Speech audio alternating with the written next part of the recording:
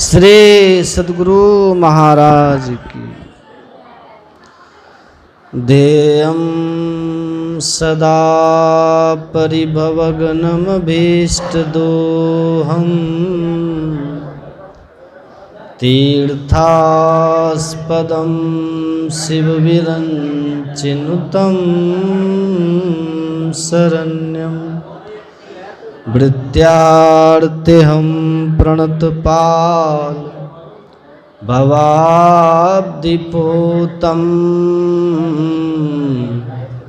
वन्दे महापुरुष ते चरणारविन्दम्।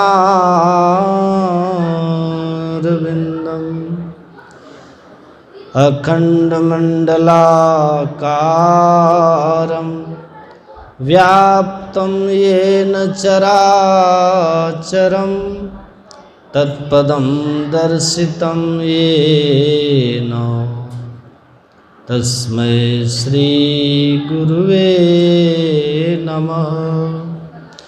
तस्मै श्री गुरुवे नमः। नित्यशुद्धं निराभासं निराकारं निरञ्जनं नित्यबोधं चिदानन्दं गुरुं ब्रह्मं नमाम्यहम्। बोलिए प्रेम से श्री सद्गुरु महाराज की। श्री सद्गुरु जयकार में थोड़ा कसर है, थोड़ा जोर से लगाइए। बोलिए प्रेम से श्री सद्गुरु परमाराध्य सद्गुरु महाराज के पावन चरणों में नमन करते हुए आइए थोड़ा भगवान नाम से अपनी जीवा को पवित्र करें। सीताराम हनुमान सीताराम हनुमान सीताराम हनुमान सीताराम हनुमान सीताराम हनुमान सीताराम हनुमान सीताराम हनुमान सीताराम हनुमान सीताराम हनुमान सीताराम हनुमान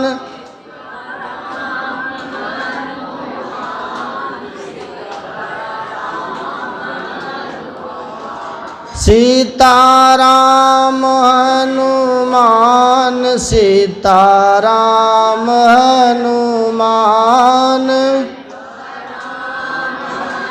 सब गाइए। राम हनुमान सीताराम हनुमान सीताराम हनुमान सीताराम हनुमान सीताराम हनुमान सीताराम हनुमान सीताराम हनुमान सीताराम हनुमान सीताराम हनुमान सीताराम हनुमान सीताराम हनुमान। राम राम राम राम राम राम राम राम राम राम राम राम राम। हे नाथ भूलो नहीं राम राम राम। हे नाथ भूलो नहीं राम राम राम राम राम राम राम राम राम राम राम राम राम राम राम राम राम। हे नाथ भूलूं नहीं राम राम राम। हे नाथ भूलूं नहीं राम राम राम। बोलिए प्रेम से श्री सद्गुरु महाराज की, श्री सद्गुरु महाराज की। परमाराध्य सद्गुरु महाराज के पावन श्री चरणों में नमन करते हुए बाबा बैद्यनाथ की नगरी देवघर में हमारे आदरणीय अनिल बरनवाल जी, उनके सुपुत्र अभिषेक रोशन, शादी उन्हीं की है, होगी कल होगी। उन्हीं के उपलक्ष्य में यहाँ पर सत्संग का आयोजन रखा गया है, जिसमें मुझे बुलाया गया। हमारे आदरणीय पूज्य महावीर बाबू हमारे मामा जी हैं, इनके जो पोता है ना, उन्हीं की शादी है। तो आप सबको बहुत बहुत धन्यवाद, बहुत बहुत साधुवाद। देखिए, यहाँ विवाह का लड़के का है, तो खुशी का माहौल है। गुरु महाराज से मैं उस लड़के के लिए दाम्पत्य जीवन की मंगल कामना करता हूँ। ये शादी की तैयारी है। यह हमारे देश की, खास करके हमारे वैदिक सनातन धर्म की, हिंदू धर्म की विशेषता ये है, सबसे बड़ी विशेषता ये है कि विवाह का एक धार्मिक संस्कार होना। बच्चे को थोड़ा शांत करो, उधर जाके बच्चे को शांत करो। विवाह एक धार्मिक संस्कार है। ध्यान से सुनिएगा आप। दूसरे धर्मों में विवाह को धार्मिक संस्कार नहीं माना जाता। विवाह एक कॉन्ट्रैक्ट होता है, समझौता होता है दो लोगों के बीच में, समाज के लोगों की उपस्थिति में, जिसमें दोनों में से कोई एक अपनी इच्छा से उस संबंध को जब चाहे, दूसरे धर्मों में उसकी शर्तों को पूरा करके अलग हो सकते हैं दूसरे धर्मों। लेकिन हमारे जो धर्म है, वैदिक धर्म, विवाह संस्कार का वर्णन तो है, लेकिन अलग होने का कहीं कोई वर्णन नहीं। ध्यान से सुनिए। एक बार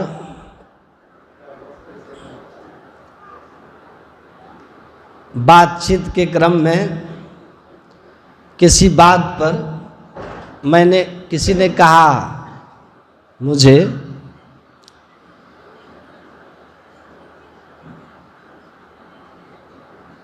कि एक पति अपनी बीवी से तलाक ले लिया। एक पति अपनी बीवी से तलाक ले लिया।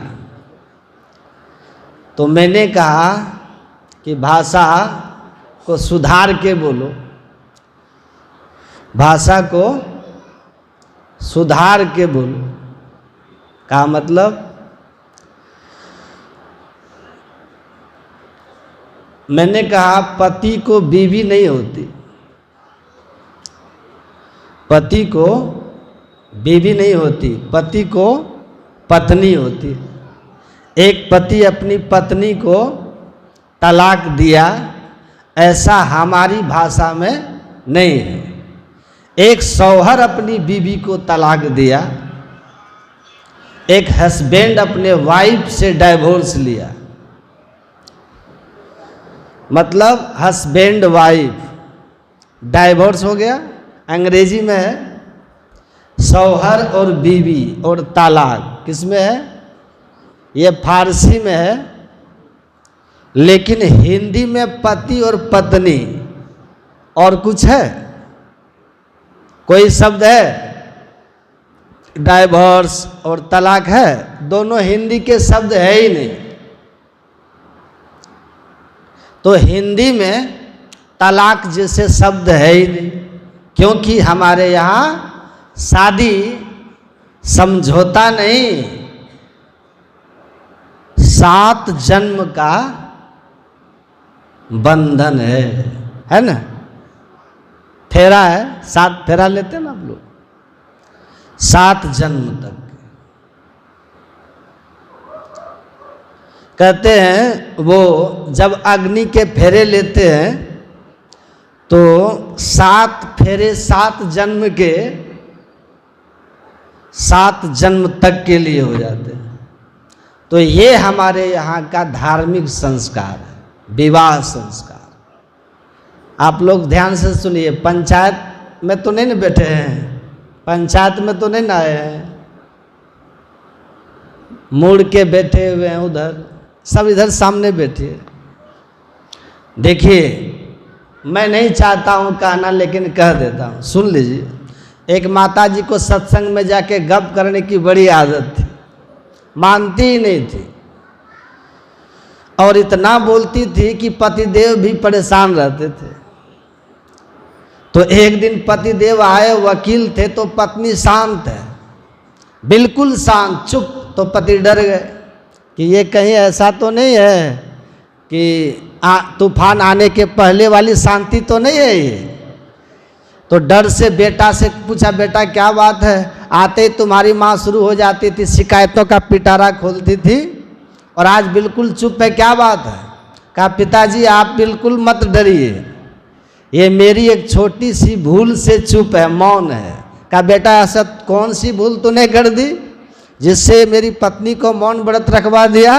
हम तो आज तक खुद ही मौन व्रत में रख करके मामले को टालते रहे। तो कहा पापा आप तो जानते ही हैं, जहाँ जाती है बातचीत करती है। सुबह भी सत्संग में गई थी, वहाँ भी गप कर रही थी, महाराज जी समझाए लेकिन नहीं समझी। और शाम में फिर सत्संग में जा रही थी, तैयार हो रही थी, अचानक जब वो तैयार हुई थी बिजली चली गई, थोड़ी सी तैयारी में कमी रह गई थी, तब तक लाइट चली गई। और मम्मी हमको बुला करके बोली कि थोड़ा वो देना तो, जो होठों में लगाते हैं, होठों में लगाते हैं ना, क्या बोले? लिपस्टिक, लिपस्टिक देना। कहा पापा अंधेरा था, जहाँ लिपस्टिक था ना वहीं फेविकोल पड़ा हुआ था, मैं फेविकोल दे दिया, फेविकोल वही दे दिया। अब आप लोग समझ गए फेविकोल के बाद क्या हुआ होगा, ओठ ही सट गया। तो सत्संग में आकर के अगर आप बातचीत करेंगे ना, तो गुरु महाराज ना करे कि आप किसी को ऐसा हो कभी हो जाए, लेकिन हम क्या करें? काहू न को सुख दुख कर दाता, अनिजकृत कर्म भोग सुनु भ्राता। तो गप नहीं कीजिए, शांति से सुनिएगा। मेरी न मानो जमराज तो मनाएगा, तेरा क्या डंडा मार के भुगताएगा। कहे गीतानंद फिरेगा तू रोता, 1,84 में लगाएगा गोता, फिर जन्मना और मरना पड़ेगा, रे मन मुसाफिर निकलना पड़ेगा। अगर संतों की बात नहीं मानिएगा ना तो फिर गड़बड़ हो जाएगा। इसलिए सत्संग में आके संतों को सुनो, फिर यमराज भी आपको नहीं छू पाएगा। लोग सुन रहे हैं जो यहाँ है, उनकी परवाह कीजिए। अब बाहर वालों के चक्कर में जो यहाँ उपस्थित है उनका भी आप लोग, आपको लगता है कि जो बाहर होते होंगे वो सुनते होंगे? जो यहाँ बैठे हैं उनका मन तो तन तो रमे, मन तो रमे संसार में, तन साधु के संग, तुलसी आही वियोगते नहीं लागा हरि रंग। जो इतना करीब नहीं आ सकते सत्संग में, सत्संग सुनने के लिए, आपको लगता है कि वो बाहर से सुनते होंगे कोई? है? उनका कोई आ जाएगा उधर गप लगाने लगेंगे। जब कोई नहीं है तो टाइम पास के लिए सत्संग सुनेंगे। इसलिए जो आए हैं ना, शांति से बैठिए और अपने बारे में सोचिए कि मैं समझ जाऊं, बहुत बड़ी बात है। ठीक है, सुनिए ध्यान से। तो शादी केवल दो व्यक्ति का मिलन नहीं है, क्या है? दो परिवारों का भी मिलन है, दो समाज का भी मिलन होता है ना शादी में। इसलिए 16 संस्कार में सबसे महत्वपूर्ण विवाह संस्कार होता है। विवाह संस्कार, लड़की के मामा मामी, मौसा फूफा, चाचा चाची, लड़का का मामा मामी, फूफा, चाचा चाची, है ना, सारे एक दूसरे के रिश्तेदार हो जाते हैं, बन जाते हैं ना आपस में।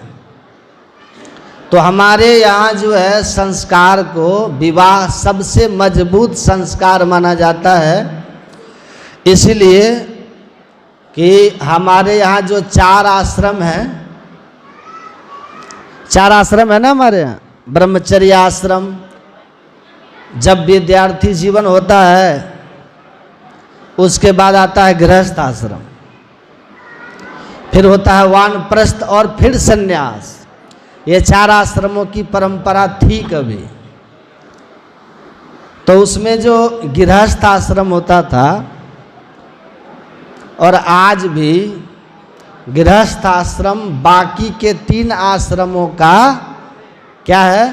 पिल्लर है, जिस पर ये तीनों आश्रम टिकते हैं। गृहस्थ आश्रम पर ब्रह्मचारियों के सारी व्यवस्था कौन करता है? गृहस्थ करते हैं ना, माँ बाप करते हैं। और जब कोई आदमी सन्यासी जीवन में आ जाता है, उनका भरण पोषण कहाँ से चलता है भाई? गृहस्थ से, गृहस्थ से चलता है ना। तो गृहस्थ आश्रम जो है सबसे मजबूत आश्रम है। और जब गृहस्थ आश्रम में का जो पवित्र संबंध कमजोर पड़ता है ना, तो बाकी के 3 आश्रम जो है अपने आप प्रभावित हो जाते हैं, स्वतः प्रभावित हो जाते हैं। ध्यान से सुनने की कोशिश कीजिए आप लोग, और समझने की भी। और सबसे ज़्यादा पवित्रता और सबसे ज़्यादा अपने उस लिए हुए 7 फेरों के 7 वचनों पर, संकल्प पर टिकने की आवश्यकता हर गृहस्थ आश्रम में होती है। अगर यहाँ से मजबूती होगी न तो सब आश्रम ठीक होगा। गृहस्थ बेईमानी का अन्न लेकर आएगा, सन्यासी खा के उसका भी मन गड़बड़ हो जाएगा। अन्न का प्रभाव मन पर पड़ता है। ईमानदारी का अन्न हो, अभक्ष उसमें कुछ न मिला हो, तो साधना में आपको मन लगेगा। तो यहाँ ये ईमानदार अगर गृहस्थ होंगे तो सबको जो है ना लाभ पहुंचाएगा।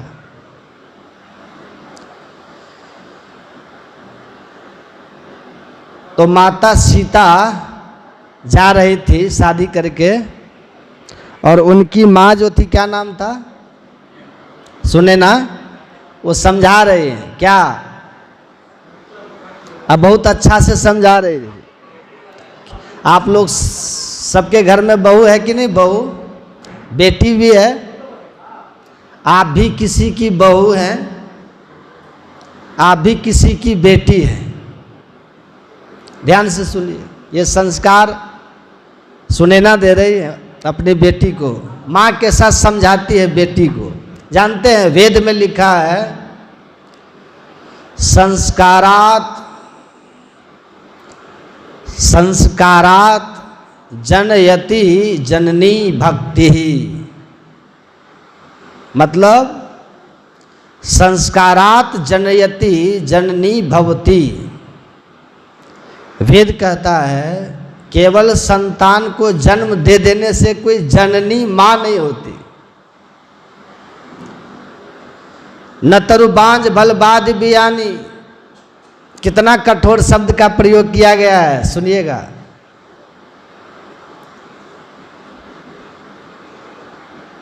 अगर संस्कार युक्त गुणी भक्त संतान को जन्म देने वाली माता बनती है, और संस्कारहीन को जन्म दे करके आप माता नहीं हो सकती। इसलिए तो कहा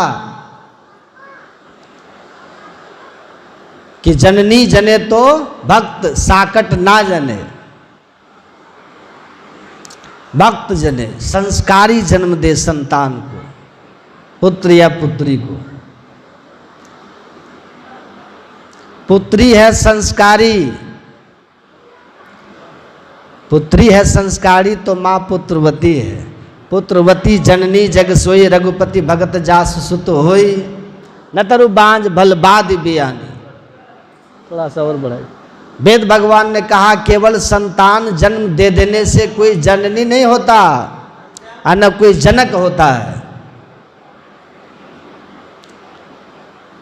संस्कारी संतान को जन्म देकर, भक्त संतान को जन्म देकर लोग माता और पिता बनते हैं। इसलिए वेद भगवान ने कहा कि मनुर्भवः प्रजाएयत, पहले स्वयं मानवीय गुणों को धारण करो, अब फिर मानवीय गुणों से युक्त संस्कारी संतान को जन्म दो, उसका परवरिश करो। संसार में संस्कारी संतान को जन्म देना संसार को सर्वोत्तम दान कहा गया है। जो समाज की काम आता हो, समाज को जो दिशा दिखाता हो, समाज के, देश के विकास में, संसार के कल्याण के काम आता हो, तो यह संसार को कितना बड़ा उपकार है, कितना बड़ा दान है।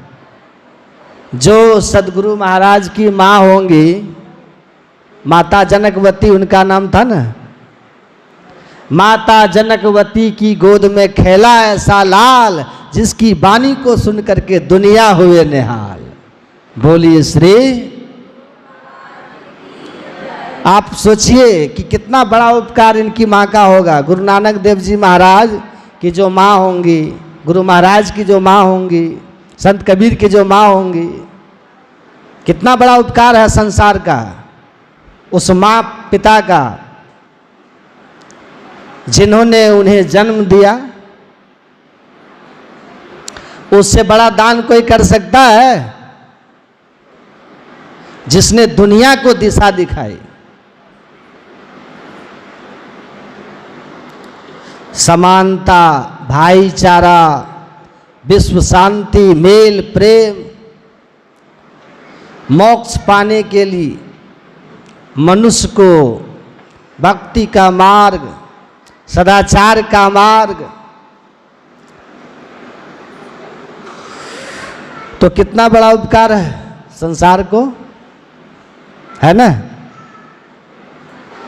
माता सीता को उनकी माँ सुनैना कह रही है कि बेटी ससुराल जा रही हो, बेटी तो ख्याल रखना,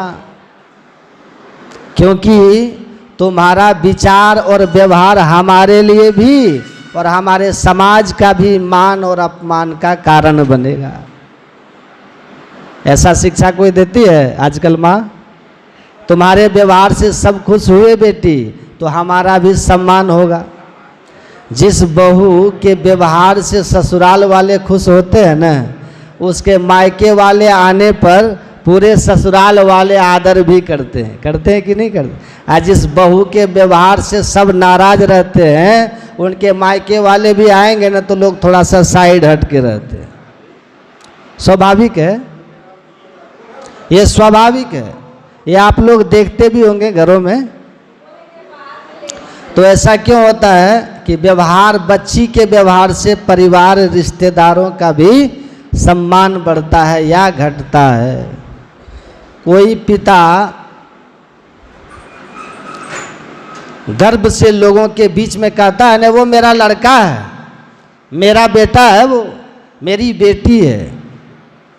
और कई पिता ऐसे हैं जो कहीं जाते हैं ना तो लोगों से कहते हैं कि बताइएगा मत कि मैं उसका बाप हूँ या मेरा वो बेटा है। कहते हैं ना, क्यों? उससे मेरा सम्मान गिरेगा। तो एक व्यक्ति के पिता भी गए थे उस बारात में और वो कहते थे कि बताइएगा मत आप लोग कि हम उनके पिता हैं, उसके पिता हैं। क्योंकि जो उनका पुत्र था ना, उसका आपराधिक दुनिया में बहुत नाम था। तो वो दूसरे समाज में किसी भी शहर में जनाना नहीं चाहता था, क्योंकि उसे पता था कि ऊपर से लोग अच्छा अच्छा कहेंगे लेकिन पीछे से कहेंगे कि कैसे नालायक को जन्म दिया है, समाज को कष्ट देने वाला। कहेंगे कि नहीं? और आप की संतान किसी समाज में अच्छा काम किया हो, जस पाया हो, तो क्या करते हैं आप? तुरंत आप बोलिएगा, कहेंगे कहीं भी मैं उनका पिता हूँ, मैं उनकी माँ हूँ, मैं उनका भाई हूँ। कहेंगे कि नहीं?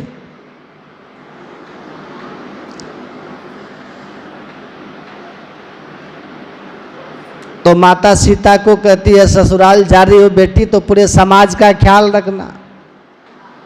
किसी गांव में किसी की शादी हुई है, वहाँ की लड़की आकर के ससुराल वालों को नाच नचा रखी है, फिर उसी गांव में दूसरे शादी के लिए कोई कहे तो कहेगा हाथ जोड़ते हैं उस गांव से। कहेगा कि नहीं? एक आई है पानी भरवा दे रही है?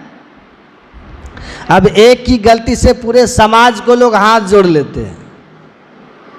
पाप है कि नहीं है? पूरे समाज की नाक कटा रखे आप। या कोई आई है और लोग कहे कि उस गांव में हम भी अपने लड़के की शादी करेंगे, वहाँ की लड़की बड़ा संस्कारी होती है, फलाने बाबू की जो बहू है बहुत संस्कारी है। आपको पुण्य होगा कि नहीं होगा? होगा ना?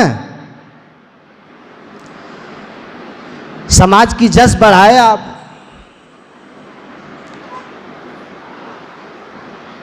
तो माता पिता को इस बात का ख्याल रखना चाहिए और बच्चों को भी ये ख्याल रखना चाहिए कि उनसे ऐसा कोई कर्म न हो जिससे उनके माता पिता, उसका तो अपना खराब वही भविष्य, माता पिता का भी सिर झुक जाए और समाज का भी झुक जाए। एक सास बोली अपनी बहू को कि हमारे आदेश उपदेश में चलना, यहाँ हमारा शासन चलता है, हम सास हैं, अगर हमारे आज्ञा के विरुद्ध चली तो सांस बंद कर देंगे। क्या कहा? बोला हम सास हैं, सांस बंद कर देंगे हमारे नियम में नहीं चली तो। सोच लो तुम्हारे बाप का घर नहीं है। तो वो बहू बोली कि हम आपके युग का बहू नहीं है, हम पढ़ी लिखी इस 21वीं शताब्दी की बहू है, इंटरनेट व्हाट्सएप और फेसबुक वाली। आप हमको उस पुराने युग की बहू मत समझिए। आप सास अगर सांस बंद करने वाली हैं तो हम भी आधुनिक युग की बहू हैं, आपका लहू पी जाएंगे, हैं? आपका तो सावधान। भय रहता है कि नहीं, बोलिए आप। मैं कोई बहुत बड़ा उदाहरण नहीं दे रहा हूं, आपको बात समझ में आ जाए कि भय है। बेटा का शादी करते हुए कि पता नहीं बहू कैसी आएगी, बेटी का शादी करते समय पता नहीं ससुराल कैसा होगा, दामाद कैसा होगा। हर क्षण भय में है लोग। लड़की भय में है पति कैसा होगा, लड़का भय में है पत्नी कैसी आएगी, सब भयभीत है। विद्यार्थी भय में रहता है कि पास करेंगे कि नहीं, पढ़ रहे हैं जीवन में कुछ अच्छा कर पाएंगे कि नहीं। किसान भयभीत है कि पता नहीं वर्षा क्या कमाल कर जाए, फसल खराब हो जाए। तो इस संसार में भय एक ऐसा जानवर है, हिंसक जीव है जो हर पल आपको डिस्टर्ब किया हुआ है। भय, ऐसे संसार में हम लोग मगन होके कहते सावधान होके रहिए। तो माता सीता को कहती है, बेटी सास ससुर गुरु सेवा करियो, आप पति रुख लखी आयसु अनुसरियो। ससुराल में कैसे रहना है, जा रही हो तो ख्याल रखना बेटी, सास ससुर गुरु सेवा करियो। सास का, ससुर का और जो भी गुरुजन हैं, श्रेष्ठ जन हैं, उन सब की तुम सेवा करना। ये नहीं कि जाते जाते जो है किचन अलग करवा देना, जाते जाते किचन अलग मत करवा देना। सास ससुर गुरु सेवा करियो। एक लड़के की शादी हुई, उसकी पत्नी जो थी ना, बोली कि भाई हम तो, आप रहोगे बाहर, हम यहाँ घर में नहीं रहेंगे। लड़का रेलवे में ज्वाइन किया था, तो जहाँ आप रहोगे हम वहीं रहेंगे। हम यहाँ आपके माता पिता का नौकर बन के तो नहीं आए कि आप वहाँ रहेंगे, हम इनकी सेवा करें। जो आप कह रहे हो कि हम वहाँ रहेंगे, माँ बाप यहाँ कैसे रहेंगे, हम तो नहीं रहेंगे। आप चले जाओगे हमें छोड़ करके, तो हम मायके चले जाएंगे। जब आओगे तो ले आना मुझे। तो लड़का मजबूर होके अपने माँ बाप को कहा, हम क्या करें। माँ बाप कहा बेटा ले जाओ। क्या करेंगे वो, कहा ले जाओ। लेके चले गए पत्नी को बाहर, जहाँ नौकरी करते थे। अब परिवार के लोग हैं तो आना जाना तो होगा ही ना। एक दिन लड़का आया ऑफिस से, आया और कहा कि कल सुबह 5 बजे सुबह वाली ट्रेन से माताजी आ रही है। लड़के ने कहा सुबह 5 वाली ट्रेन से माताजी आ रही है। और दिन रविवार का था। ध्यान से सुनिएगा। उसकी पत्नी सुनी और भड़क गई, बोली अभी तो 5 महीना भी नहीं हुआ है, बूढ़ी आई और गई। अब 5 महीने के अंदर एकदम से रहा नहीं जाता है, आ रही है, घर में रहेगी तो क्या दिक्कत है।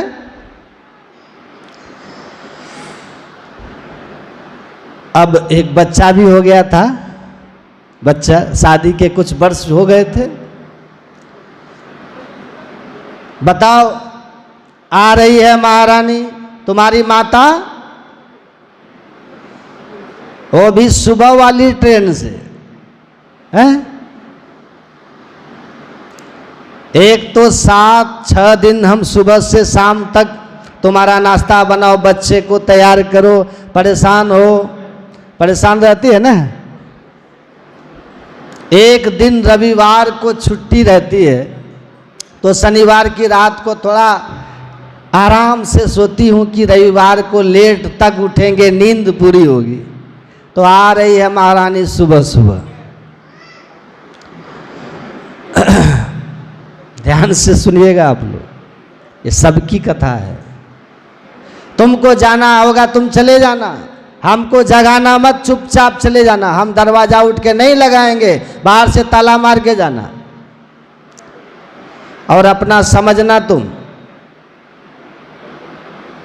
हमसे सेवा टहल नहीं होगा। तुम्हारा और तुम्हारे बच्चे का ख्याल रख लेती हूँ, यही काफ़ी है। तुम्हारी माँ का ख्याल नहीं रख सकते, हमको बिल्कुल मत जगाना, हम बिल्कुल नहीं उठेंगे, ताला मार देना। बता दे रहे हैं, इसको याद रखना। बोलते जा रही है, बोलते जा रही है। रविवार को ही आना था, रविवार को ही आना था। 5 महीने तो हुए ही थे। अब बोलते बोलते सांस लेने के लिए जब रुकी, सांस लेने के लिए जब रुकी, तब लड़का बोला कि मेरी माताजी नहीं, आपकी माताजी आ रही है।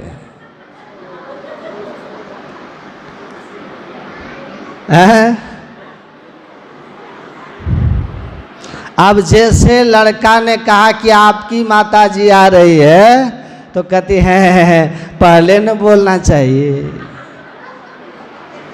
पहले बोलना चाहिए। अब देखिए एकदम खुश हो गई, कहती अच्छा अच्छा कोई बात नहीं है, आप चिंता मत करो। माँ को देखे हुए 2 महीना हो गया था, मन एकदम बेचैन हो रहा था। उस बेटा को देखे हुए माँ को 5 महीना हो गया था, लेकिन इसका 2 ही महीने में मन बेचैन हो गया था।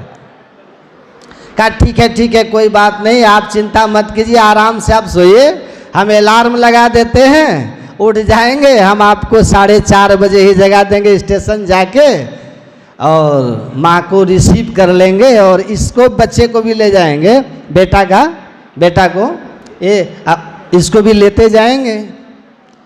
नानी देखेगी नाती को, उसका भी दिल खुश हो जाएगा। दादी देख लेती पोता को तो जैसे दिल झरक जाता है। तो ट्विनिंग बदल गई। तो मेरा कहने का भाव ये है कि शिक्षा क्या है, सो देखिए शिक्षा। अपनी माँ आ रही है तो सब बढ़िया, कल रविवार है, छुट्टी है, उसको ले जाकर शहर भी घुमा देंगे, मन पसंद, पिछली बार साड़ी नहीं दिए थे, खरीदवा देंगे, हैं? सारा कुछ बदल गया ना, इसलिए कि संस्कार नहीं था। क्या नहीं था? देखिए माता पुत्री को संस्कार दे रही हैं। सीता को ऐसा नहीं कह रही हैं कि हमारे लिए तुम करना, और सास को देख करके बस काल भैरवी शुरू कर देना और हमारा नाम सुन के प्रभाती राग गाना। तो कहती है कि सास ससुर की सेवा करना और गुरुजनों की सेवा भी करना, गुरु की सेवा करना। अब पति के रुख को देख करके तब कोई बात कहना। ये नहीं कि उधर से बाहर से टेंशन लेके ऑफिस का आया, बिजनेस का आया, काम धाम का, और घर पहुंचते ही आप अपना शुरू हो जाइए, हैं? आप अपना शुरू मत हो जाइएगा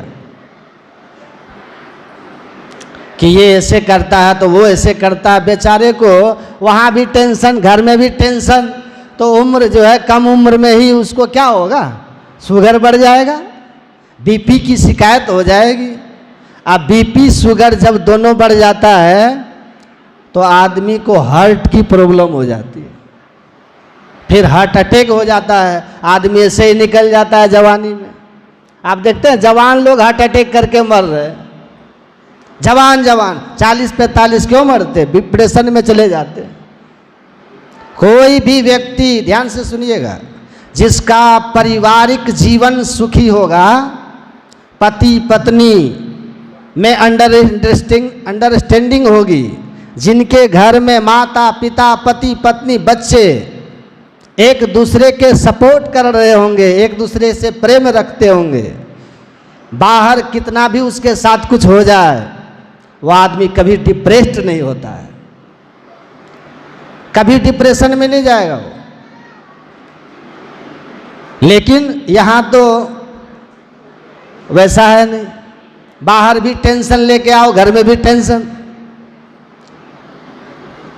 तो डिप्रेशन तो होगा ही ना। पत्नी भी डिप्रेस्ड हो जाती है, माइग्रेन हो जाता है, पति भी डिप्रेस्ड रहता है, सुसाइडल एक्टिविटी उसकी भी हो जाती है, नहीं तो अटैक हो जाता है, डायबिटीज शुगर अस्वस्थ हो जाता है। तो परिवार जो है ना, ये सबसे मजबूत इकाई है परिवार, जहां आदमी का व्यक्तित्व गढ़ा जाता है। परिवार दिन भर काम करके, दिन भर चारा चुग करके पक्षी को देखिए अपने घोंसले में जाके रिलैक्स हो जाती है, और कभी रात में देखे पक्षी को चाय चुई शांत, शाम में चहचहाएंगे, बच्चे उनके घोंसले में है, किसी घोंसला में नहीं भी है, आए और शांति से वो गुजरते, फिर सुबह चहकते हैं, वो लड़ते नहीं है, चहकते हैं पक्षी। और मनुष्य को तो देखो देर रात तक हंगामा खड़ा किए हुए रहता है, हल्ला हंगामा चल रहा है, होता है ना, शांति नहीं है। चिड़िया के घोंसले से भी ज्यादा अशांत ये मनुष्य का आशियाना है, घोंसला है, घरौंदा है। वो मनुष्य किस बात का मनुष्य है? अब वो घर किस बात का घर है?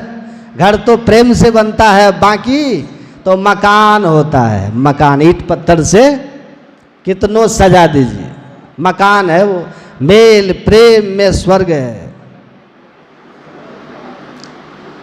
सुख है, शांति है, सुकून है, चैन है। और जहाँ मेल प्रेम खत्म हुआ वहाँ अशांति आ जाती है। और नरक कुछ और होता नहीं है। जब मनुष्य अपने अंदर में बेचैनी, अशांति महसूस करे तो नरक ही तो है।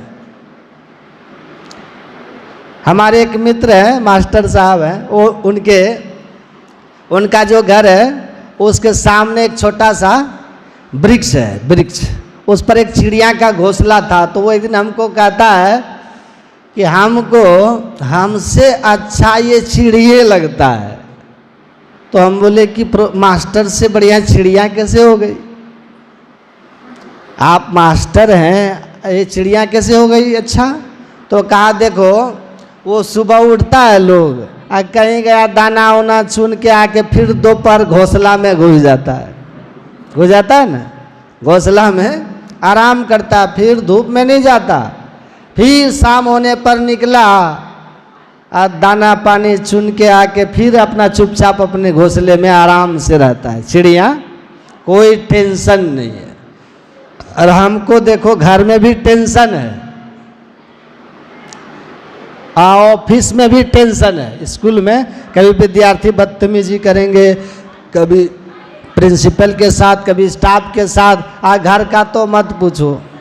यहाँ घर में तो ये हाल है कि सास और बहू में बनता ही नहीं है, 3 दिन में मुंह फुलौल। अगर पहले हम आ जाते हैं, नज़र पहले पड़ जाती है माँ पर, आप पूछ देते हैं कि क्या बात है माँ, क्या बात है, टेंशन में लग रही हो? तो मेरी उधर से पत्नी कहेगी माइये के आंचल ओढ़ना था, अभी तक तो बियाह करके काहे लाए, बियाह काहे किया? आप कहीं गलती से पत्नी को पहले पूछ दिए कि क्या बात है, टेंशन में हो, तो माँ उधर से कहती बेटा तो मोग मेहर हो गई। तो हम भारी फेरा में हैं, टेंशन में, कि घर में भी टेंशन और बाहर भी टेंशन। चिड़िया को कोई टेंशन नहीं, ऊपर से तुम लोग आते हो सुनाते हो बड़े भाग मानुष तनु पावा, सुर दुर्लभ सब ग्रंथ ही गावा। इस सुन के और टेंशन हो जाता है, ये सुन के और टेंशन हो जाता है कि क्या बकवास बोल रहा है, खाली टेंशन जिस लाइफ में, और उसको कहता बड़े भाग। भगवान न करे कि अगला बेर से हमको वैसा मनुष्य का शरीर मिले। अब बताइए आप लोग, मास्टर बच्चों को पढ़ाते हैं, अब भीतर में क्या है कि हमसे बढ़िया चिड़िए हैं। ये क्यों है पता है? यही सत्संग नहीं सुनता है ना। सत्संग सुनिएगा तो जीना सीख जाइएगा। सब टेंशन के बीच भी बड़े भाग मानुष तन पावा का आनंद आपको मिलेगा। कला है ना, युक्ति है, कैसे जीना है युक्ति है। सबका सुनो, ध्यान से सुनो।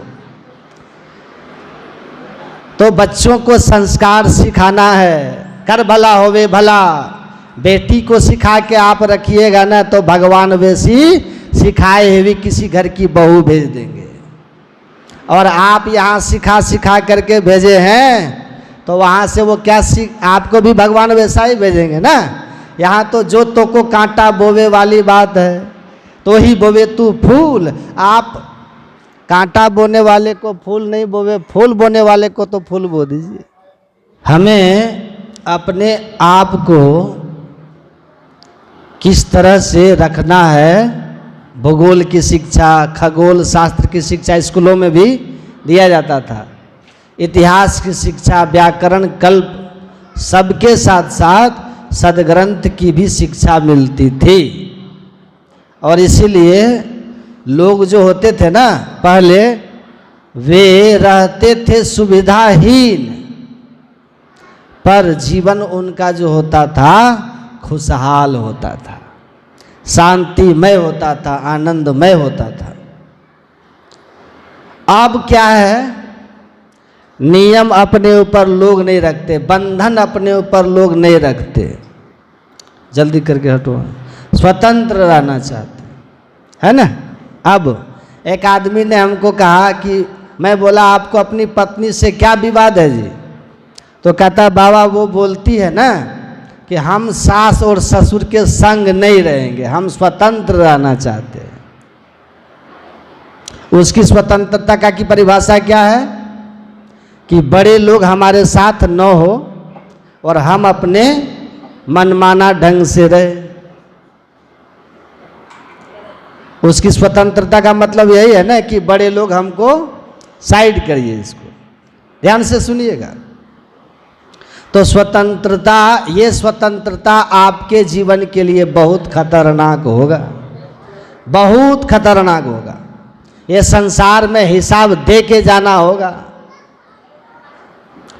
आगे वही मिलेगा। महात्मा जी से एक महिला ने बोली बाबा हम अपने लड़की के लिए एक ऐसा परिवार ढूंढ रहे हैं ना बाबा जहाँ कोई सास ससुर नहीं हो। ससुर हो तो चल जाएगा बाबा, लेकिन सास नहीं हो। ऐसा घर ढूंढिए बाबा, नौकरी वाला लड़का हो और सास नहीं हो, है ना। तो महात्मा जी ने कहा अच्छा माता जी देखते हैं। कुछ दिन के बाद बोलती है बाबा लड़का मेरा सयाना हो गया है, लड़का के लिए भी एक लड़की देखते। तो महात्मा जी ने कहा लड़की तो एक बहुत अच्छी है माता जी, पढ़ी लिखी, संस्कारी, सुंदर, अच्छा खानदान, दहेज भी बहुत मिलेगा, समझे ना।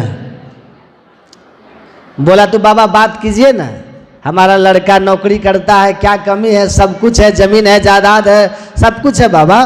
कहा आपके लड़के के पास एक कमी है माता जी। कहा क्या? कहा कि वो जिस तरह का लड़का लड़की की माँ ढूंढ रही है ना, उसमें सास न होने की शर्त है।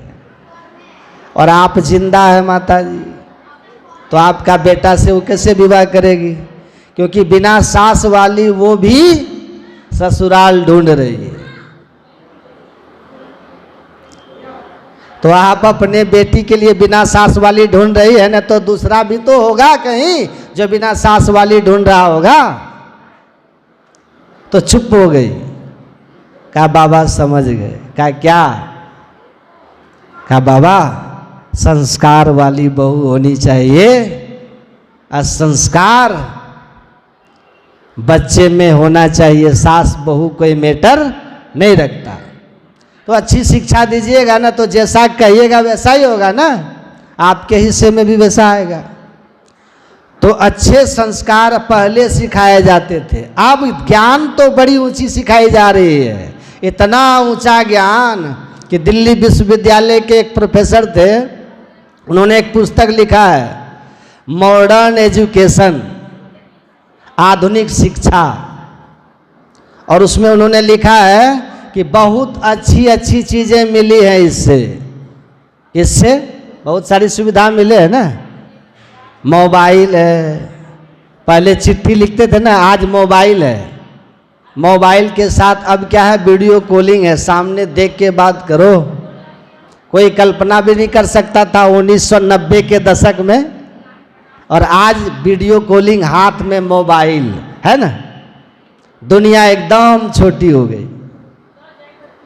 पहले कितना आपको परिश्रम करके कुआं से पानी निकालते थे, ट्यूबवेल चलाए, फिर अब क्या है, नल आ गया है ना।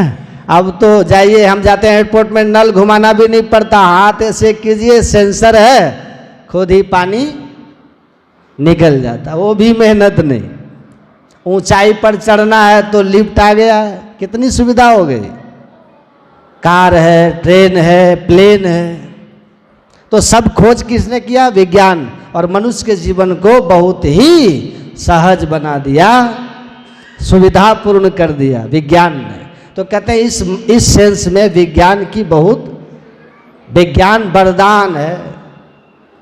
लेकिन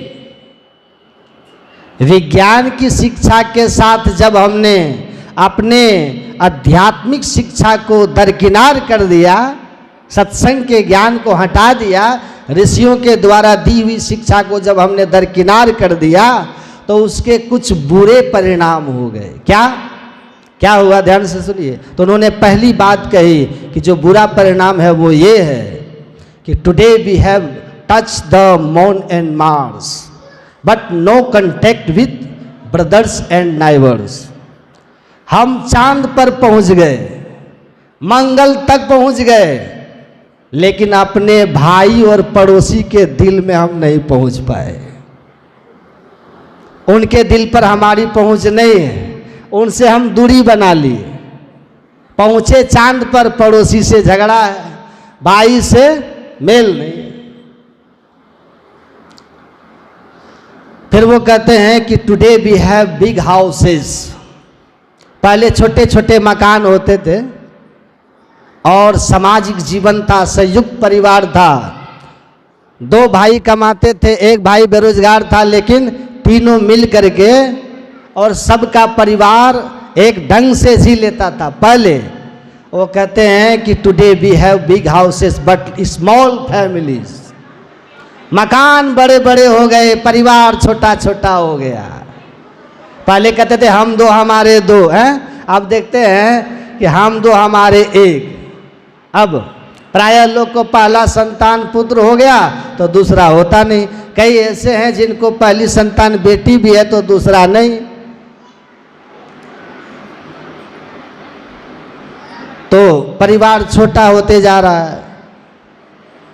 अब परिणाम क्या हो रहा है, लोग डिप्रेशन में जा रहे हैं। कोई सपोर्ट करने वाला नहीं है ना, कोई समझाने वाला नहीं है।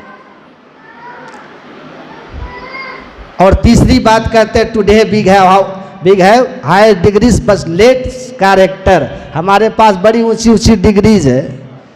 पहले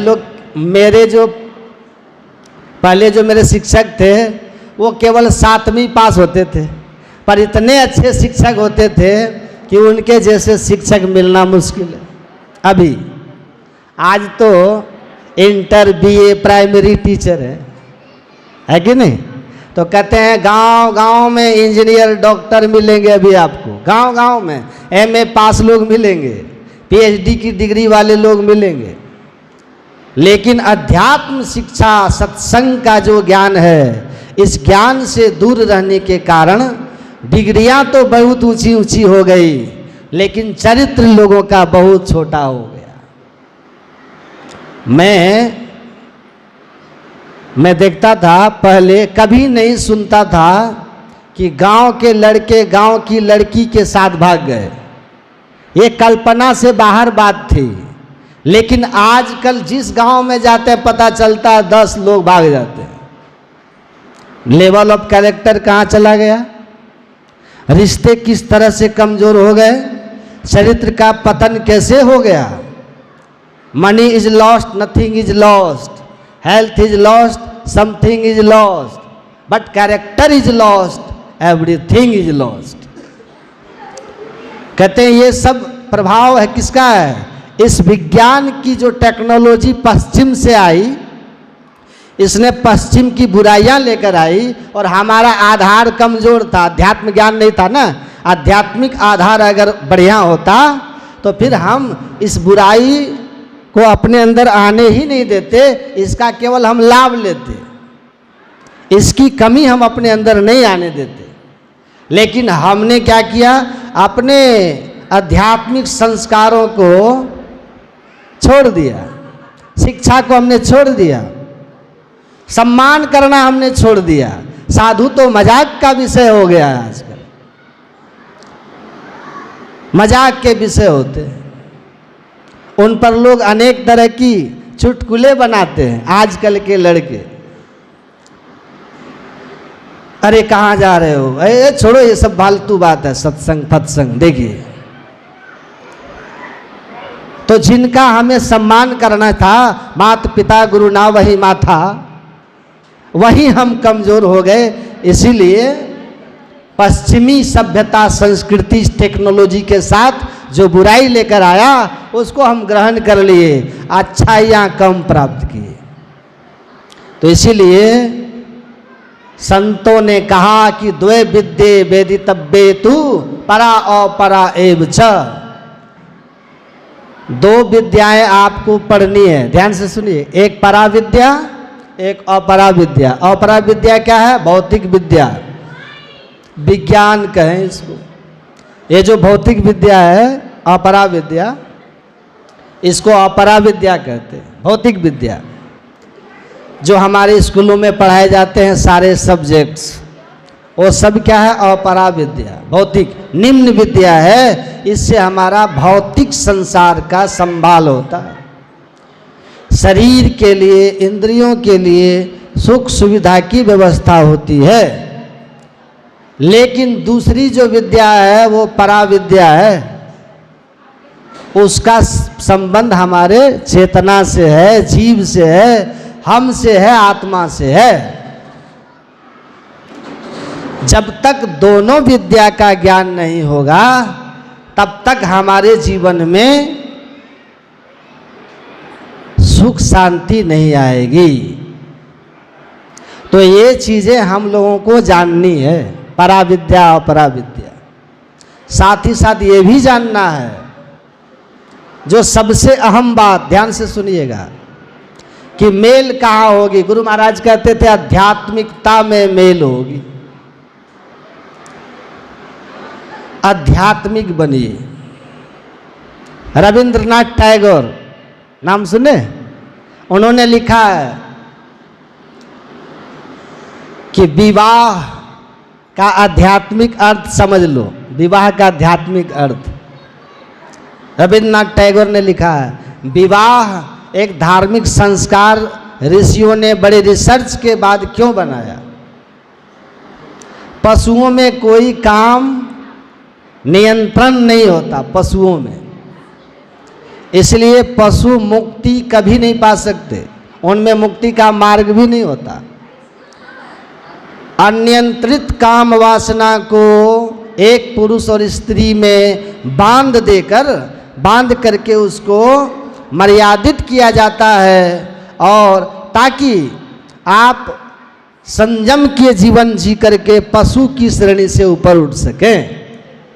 विवाह इसलिए होता। साथ ही साथ वो कहते हैं रविंद्रनाथ टैगोर, शादी में जब लड़का दूल्हा लड़की यानी दुल्हन को सिंदूर लगाता है ना, सिंदूर, तो इसको मांग भराई कहते हैं, यही ना कहते हैं, मांग भराई। माथे में जो सिंदूर लगाते हैं, मांग में सिंदूर, मांग भराई कहते हैं, मांग भरा। कहते हैं आप इसको सुनो और समझो इस शब्द को, मांग भरा, तो लड़की की मांग बंद होनी जानी चाहिए, लड़की की मांग बंद होनी चाहिए ना कि नहीं। शादी के बाद उनकी मांग शुरू होती है, लड़का परेशान हो जाता है मांग पूरी करते करते, होता है ना। और वो कहते हैं कि इसको बोलते हैं मांग भरना। लड़के ने मांग भर दिया मतलब अब मांग नहीं रही, मांग नहीं रही कि अब मांग शुरू हुई। बताइए आप लोग, कल तक बेचारा 8-9 बजे तक उठता था, मम्मी जगा रही अब, और अब शादी के बाद ऑर्डर हुआ, उठ के तैयार हो गया, महान गुरु, महागुरु रामकृष्ण परमहंस कहते थे, 2 बार गए अपने एक शिष्य के पास कलकत्ता में, हमको आधा मीटर लाल कपड़ा चाहिए किताब रखने के लिए, और दुकानदार था वो, कहा गुरुदेव पूरा थन है, काटेंगे तो गड़बड़ा सकता है, थन के अंत में, कपड़े का जो थान होता है, थान के अंत में कुछ बच जाता है ना, तो वो मैं पहुंचा दूंगा। नहीं पहुंचाया। 3-4 दिन बाद आए रामकृष्ण परमहंस, कहा क्या हुआ? कहा कि उस थान का सब कपड़ा पूरे हो गया, बचा ही नहीं, इसमें से आधा बिक गया है, इस बार पहुंचा देंगे, बचेगा जरूर बचेगा, पहुंचा देंगे। उनकी पत्नी देख ली रामकृष्ण परमहंस देव को, ऊपर से देख ली, नीचे दुकान था, बुलाई, कहा गुरुदेव क्या बात है? तो आए थे कपड़े के लिए ऐसे ऐसे, तो उस बार आए थे तो नहीं दिया, बोला बचेगा तो दे देंगे, बोला सब बिक गया। कहा कि गुरुदेव, उनकी पत्नी आराम से बिठा के उनको आदर सत्कार की और उनको रिक्शा पे बैठा के गई कि आप चले जाइए, और दुकान बंद करके पति जब आया तो पत्नी बोलती है गुरु महाराज जी आए थे तो आपने उनको कपड़ा नहीं दिया? तो हाँ बचेगा तो पहुंचा देंगे। बोली अभी जाइए दुकान, जाइए पहले दुकान बंद कीजिए। गया, दुकान खोला, कपड़ा काटा और जा करके रिक्शा से दक्षिणेश्वर पहुंचा के 1 घंटे के बाद लौटा, आ गया। जब वहाँ कोई एक लालटू नाम का एक उनके एक सेवक थे उस समय रामकृष्ण परमहंस के, उन्होंने रामकृष्ण परमहंस से कहा कि गुरुदेव आप गए थे कपड़ा नहीं दिया, बोला 1-2-3 दिन में कपड़ा भी बिक जाएगा, पहुंचा देंगे। फिर कैसे अभी लेके आ गया? तो रामकृष्ण परमहंस ने कहा गुरु मांगने गया था तो नहीं दिया, महागुरु का ऑर्डर हुआ तो पहुंचा गया। महागुरु का ऑर्डर हुआ तो पहुंचा आया। तो महागुरु का ऑर्डर शुरू होता है ना, लड़का पूर्ति करने में ठंडा हो जाता है। तो कहते हैं रविंद्रनाथ टैगोर की जो मांग भराई है ना, एक आध्यात्मिक शब्द है, इसका एक आध्यात्मिक मैसेज है, ये प्रतीक है। ये विवाह की मांग भरा गया मतलब अब दुल्हन कुछ नहीं मांगेगी, उसकी मांग पूरी हो गई। ये मांग पूरी कब होती है इसको समझिए। बिनु संतोष न काम न साही, काम अछत सुख सपने हो नाही, राम भजन बिनु मिटहि की कामा, फल विहीन तरु कबहू की जामा। बिनु संतोष न काम न साही, जब तक संतोष जीवन में नहीं होगा तब तक मांग खत्म नहीं होगी, कामनाएं नहीं खत्म होंगी। और ये मांग कब खत्म होती है? जब परमात्मा की भक्ति में परिपूर्णता आती है। नवधा भक्ति सुने हैं ना आप लोग? गुरु महाराज क्या कहते हैं कि नवधा भक्ति में जो 7वीं भक्ति है, 7म सम्मोहिमय जग देखा, संपूर्ण संसार को परमात्ममय देखता है। आ मोते संत अधिक कर लेखा, यही भक्ति की पूर्णता हो जाती है। जब सर्वत्र परमात्मा को देखने वाली नजर प्राप्त हो जाती है, आत्मदृष्टि प्राप्त हो जाती है नादानुसंधान की क्रिया के अंत में।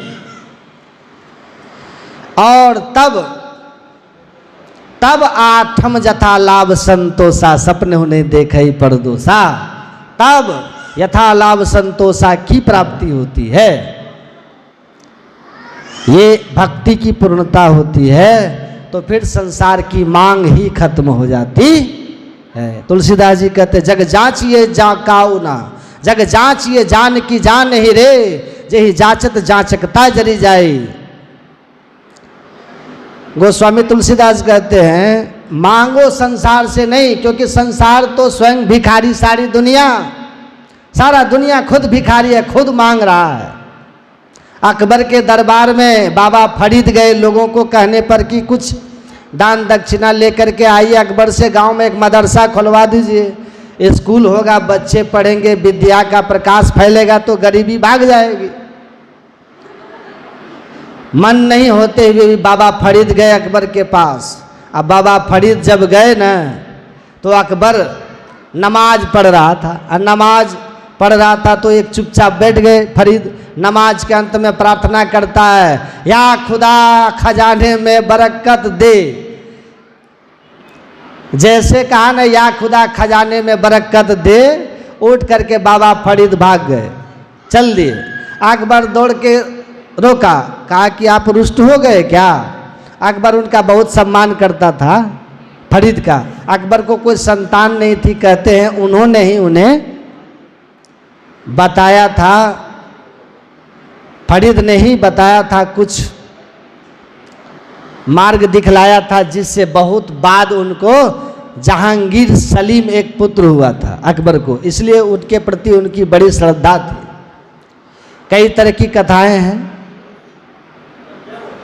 तो जाने लगे तो कहा नहीं नहीं रुष्ट नहीं हूँ, कहा मैं नमाज पढ़ रहा था, मुझे लगा देरी हो गई। बोला नहीं नहीं, कोई भी गुरु, कोई भी संत, कोई भी महात्मा, कोई भी संत सज्जन किसी को ध्यान पूजा करते हुए देख करके दुखी नहीं होता, खुश होता है।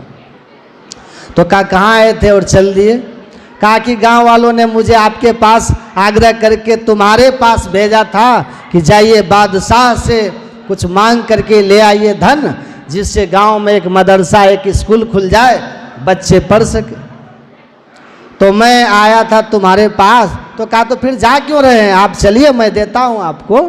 उन्होंने कहा नहीं नहीं नहीं नहीं नहीं, गांव वालों को भ्रम था कि तुम बादशाह हो, हाँ उन्हीं के भ्रम में हम आ गए तुम्हारे पास। यहाँ आके हमें पता चला कि तुम स्वयं भिखारी हो। तुम तो खुद ही अभी मांग रहा था, या खुदा खजाने में बरकत दे। जब तुम्हारा खजाने में बरकत अभी चाहिए, तुम्हारे अंदर स्वयं दरिद्रता है, कमी है, भिखमंगापन है, तो तुम्हारा संपत्ति लेकर के हम और भिखारीपन तुमको नहीं बनाएंगे, तुम्हारा ये हम दरिद्रतापन नहीं बढ़ाएंगे। और रही बात मांगने की, तो यहाँ आके पता चला कि तुम इतने बड़े धनवान उसी से मांग करके हो। तुम होगा बादशाह अकबर यहाँ का, पर उस दरबार में हमारी मांग तुमसे ज्यादा सुनी जाती है। जिससे तुम मांगते हो वहाँ मेरी पहुँच तुमसे ज़्यादा है, मेरा आदर तुमसे ज़्यादा है। मैं उन्हीं से मांग लूँगा जो सचमुच का बादशाह है, सचमुच का जो बादशाह है। इसलिए आप देखिएगा भटिंडा जिले में मैं जाता हूँ, पूरे सिख समाज के लोगों के बीच, सारे सिख और कई सिख लोग वहाँ संतमत की साधना हमसे सीख के साधना करते हैं। और एक छोटी सी कुटिया भी है वहाँ पे। वो अपने गुरु को पता है क्या बोलते हैं? सच्चे बादशाह। वो हमेशा यही बोलेंगे, सच्चे बादशाह कृपा करना। मतलब सच्चा बादशाह सदगुरु महाराज है, धन गुरु नानक सच्चे बादशाह, हमेशा वो बोलेंगे कि आप सच्चे बादशाह हैं, सच्चा बादशाह। चाह गई चिंता मिटी मनवा बेपरवाह, जाको कछु न चाहिए सोई शहंशाह। उसको कुछ भी नहीं मांग संसार से लेना है, क्या लेगा संसार से वो? सो जान ही जे देव जनाए जानत तुम्हें तुम्हें हो जाई। जो परमात्मा को जान के स्वयं परमात्मा हो गया, समस्त सृष्टि का स्वामी बनकर बैठा है, उसको संसार में किसी से कुछ मांगना है, वो केवल देने के लिए आता है। संत संसार में देने के लिए आते हैं, परहित के लिए आते हैं। सांचो उपदेश देत, भली भली सीख देत, समता सुबुद्धि देत, कुमति हरतु हैं। ज्ञान देत, ध्यान देत, आत्म विवेक देत, प्रेम की प्रतीति देत, अबरा भरतु हैं। और संत जन कहते हैं, संत जन निस्दिन देवो ही करतु हैं, संसार से कुछ लेते नहीं हैं। उनको आप क्या दोगे? उनको आप क्या दे सकते हो? स्वामी राम तीर्थ अमेरिका से लौट रहे थे, गए थे तो पास में कुछ पैसा नहीं था कि जहाज से उतरने दे। लोग उतरे वहाँ पे किसी तरह। एक सेठ ने कहा हम इनका खर्च उठाएंगे, उतरने दो, तो उतरने दिया स्वामी राम तीर्थ को। ऐसा हमारे देश का जैसा नहीं है अमेरिका, भिखारी नहीं होते उन देशों में। $500 आपके जेब में है तभी एयरपोर्ट से बाहर निकलने देंगे आपको, नहीं तो आने जाने का टिकट रहता है, उसी दिन दूसरे हवाई जहाज में बैठा करके इंडिया वापस कर देंगे आपको। $500 नहीं है तो मैंने पूछा कि भाई क्यों आप $500 क्यों होना चाहिए? कम से कम नहीं चलेगा, कम से कहा कि आपका पैसा खत्म हो गया तो आप भीख मांगेंगे वहाँ, हैं? किसी से मांगोगे ना। इसीलिए इतना कम से कम होना चाहिए $500 आपके पास कि आप वहाँ 2-4-10 दिन रहो तो अपना खर्च उठा सको। मतलब जितना दिन के लिए टिकट लिए हो ना आप, वापसी जितने दिन का है, आज गए 10 दिन बाद लौटना है, तो 10 दिन में कितना मिनिमम खर्च होगा वो मिनिमम आपके पास होना चाहिए। और नहीं तो वहाँ का कोई व्यक्ति जो वहाँ का है, धनवान व्यक्ति है, वो अपना बैंक स्टेटमेंट दे करके तब कहता है कि मैं इनका सारा खर्च वहन बियर करूँगा, गारंटी लेता हूँ, और तब उसके बाद आपको बाहर निकलने देंगे एयरपोर्ट से। तो राम तीर्थ गए थे अमेरिका, उतरने नहीं दे रहा था, लेकिन जब लौट रहे थे ना वहाँ से, तो अमेरिका में तो उनका आध्यात्मिक तेज जो चमत्कार थे उससे पूरा अमेरिका विस्मित हो गया। 50,000 उस समय $50,000 कहते हैं उस जमाने में, वो आज से लगभग 120 वर्ष पहले की बात है। $50,000 आज के लिए करोड़ों रुपया है। वो ले करके इंडिया आ रहे थे, लोगों ने दान दिया था उनको, स्वामी राम तीर्थ को। पानी का जहाज था उस समय, हवाई जहाज नहीं था। जब उनको डॉक पर छोड़ने के लिए आए अमेरिकी लोग, और उनको छोड़ करके कहा कि स्वामी जी, मजाक किया उनसे, कहा स्वामी जी ये $50,000 आपके देश के लोगों के लिए सेवा में अमेरिका के लोगों ने आपको दिया, जाके आप अपने देश की गरीब लोगों की सेवा में लगाइएगा। और ये ऋण आप अमेरिका का याद रखिएगा स्वामी जी, कि आप खाली हाथ आए थे, जब लौट रहे थे तो अमेरिका वालों ने आपको $50,000 दिए। तो स्वामी राम तीर्थ ने कहा, और जो मैंने दिया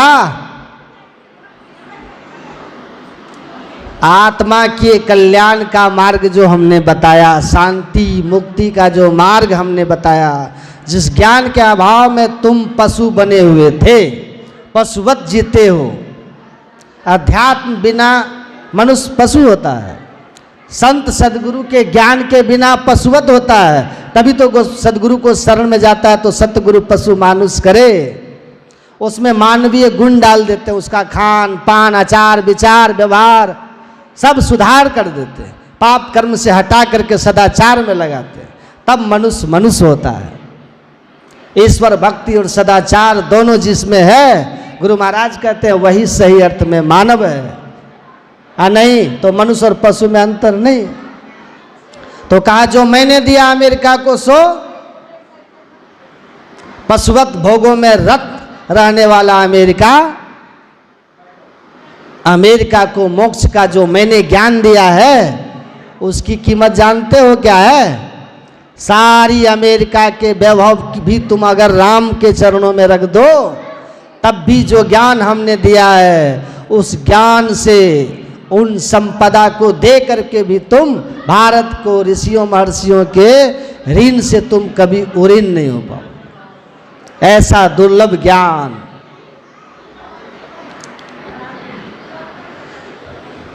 तो परमात्मा का ज्ञान सच्चा बादशाह बना देता है और ये ज्ञान कहीं दुनिया में मिलता नहीं है, किसी हाट और बाजार में मिलता नहीं है। तीरथ गई मैं नानका मन चिंचल चित चोर, गई थी मैल उतारने 10 मन लाई और। गुरु नानक देव जी महाराज कहते हैं तीरथ मैं गया, मन चंचल था चित चोर, गए था मैल उतारने, पाप धोने गया था, 10 मन पाप ऊपर से चढ़ा के ले आया। क्यों? क्योंकि बेईमान मन तीर्थ में भी जाके बेईमानी ही किया, विकारी मन तीर्थ में भी जाकर के विकार ही, वही विकार कार्य ही किया। अन्य क्षेत्रे कृतम पाप पुण्य क्षेत्रे विनश्यति, पुण्य क्षेत्रे कृतम पाप कर्म वज्र लेपो भविष्यति। कहा और कहीं किया हुआ पाप हो तो कुछ घट जाएगा पुण्य क्षेत्र में, लेकिन पुण्य क्षेत्र में आकर के जब आप पाप करते हो तो वो वज्र समझो, उसको पत्थर पर लकीर है जो मिटने वाला नहीं है। और जब मन चोर है, कामी क्रोधी लोभी है, तो मन से क्या होगा? ऐसा बिगड़ा हुआ मन वहां भी जाकर के तो वही कर्म करेगा, तीर्थों में भी। तो इसीलिए संतों ने कहा गुरुमुख हो सो काया खोजे, होत सब भरम भुलाही, अमृत शरीर है ज्ञान रतन प्रकट होई। गुरु नानक देव जी महाराज कहते हैं जो सच्चे गुरु के शिष्य होंगे वो अपने काया में ही खोजेंगे, निज तन में खोज सज्जन बाहर न खोज, अपने शरीर में खोजेंगे, निज तन में खोज सज्जन बाहर न खोजना। भगवान कृष्ण क्या कहते हैं? हे अर्जुन, ईश्वर सर्वभूतानां हृदय से अर्जुन तिष्ठति। ईश्वर सब जीवों के हृदय में वास करते हैं। यंत्रायुधाने न माया तमेव शरणम गच्छ सर्वभावेन भारत, तत्प्रसादात् प्राण शांति स्थानम प्राप्य शशि शाश्वतम। हे अर्जुन, परमात्मा सब जगह रहते, लेकिन परमात्मा जो हृदय स्थित है, सब जगह रहने के कारण हमारे हृदय में भी है। और जो हृदय स्थित परमात्मा है उसी परमात्मा की तुम शरण में जाओ। गीता के 18वें अध्याय को पढ़िए, 61वां 62वां श्लोक पढ़िए। कहते हैं हृदय स्थित परमात्मा तमेव शरणम गच्छ सर्व भारतेन भात।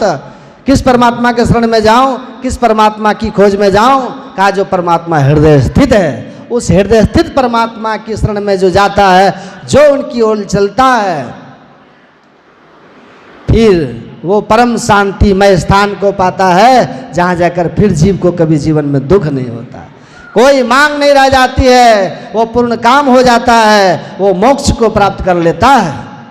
लेकिन हृदय स्थित परमात्मा की ओर चलिए तो मांग भर जाएगा, फिर मांग नहीं रह जाएगी। जीव पीर की ओर चले, नहीं हरवा हमको नहीं भावे, साईं की नगरी परम अति सुंदर, जो कोई जाए न आए, आगे चलूं राह नहीं सूझे, पीछे दोष लगावे, आ कहीं विधि ससुरा जाऊं मोरी सजनी, बिरहा जोर लगावे, विषय रस नाच नचावे, बिन सतगुरु कोई नहीं आपन, जो यह भेद बतावे, आ कहे कबीर सुनो भाई साधो, अपने में प्रीतम पावे, तपन यह जी की तब बुझावे, नैहरवा हमको नहीं भावे, भवसागर मोरा नैहर सजनी, निर्गुण मेरा सासुर हो, अबती बटिया भूलल हो सखिया, काहे कैल बड़ जोर है। कबीर साहब कहते हैं भवसागर नैहर है, ये हमको अच्छा नहीं लगता। हमारे पति का जो नगर है ना, बड़ा खूबसूरत है, जहाँ जो गया फिर लौट के नहीं आता, यद गत्वा न निवर्तन्ते तद्धाम परमम मम, जहाँ जाकर जीव इस दुखमय संसार में नहीं आता। जहाँ माता सबरी जाती है तदि जोग पावक दे हरिपद लीन भई जहां नहीं फिरे। बड़ा सुंदर नगरी है साईं का, लेकिन करूं क्या? रास्ता बताने वाला कोई है नहीं, जहां कोई जाए ना आए। जो गया वो लौट के नहीं आया, उस धाम में गया उधर का ही रह गया। कौन बताए? कहा हाँ, उतते सदगुरु आया जाकी मति है थीर। वहां से सदगुरु महाराज आते हैं। वहां से किस लिए आते हैं? जीव हित आप ही आवे सूरत को आई तारा है। वही ईश्वर के रूप में बंदों गुरुपद कंज कृपा सिंधु नर रूप हरि।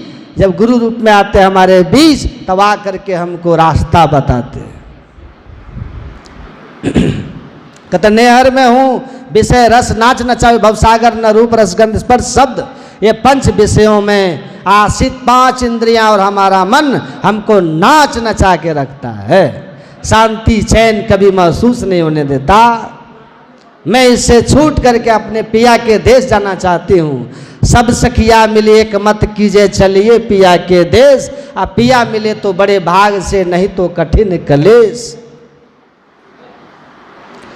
दुल्लनदास जी महाराज की वाणी है। सब संत मिल करके एक मत होकर के कहते हैं कि उस परमात्मा रूपी पिया के पास चलिए तो आपका कल्याण होगा।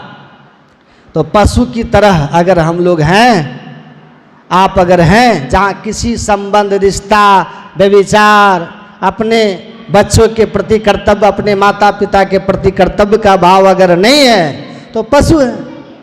गाय को देखिए, बगल में पशु बच्चे को जन्म दे देती है। पशु बड़ा हो जाता है, जन्म देने वाली माँ बूढ़ी हो गई, बीमार है, बच्चे को मतलब होता है पशुओं में कि माँ बीमार है घास लाके दे दे। मर भी जाती उधर अपना खा रही है, कोई फर्क नहीं पड़ता पशुओं में। ये पाश्विक प्रवृत्ति है और ऐसी संस्कृति हमको नहीं होना है ना। हमको हम दो हमारे दो, हम दो हमारे दो। आज जो हम दो को जन्म दिया वो क्या काशी मथुरा हरिद्वार जो, वो कहाँ जाएंगे जो हम दो हमारे दो को जन्म दिया?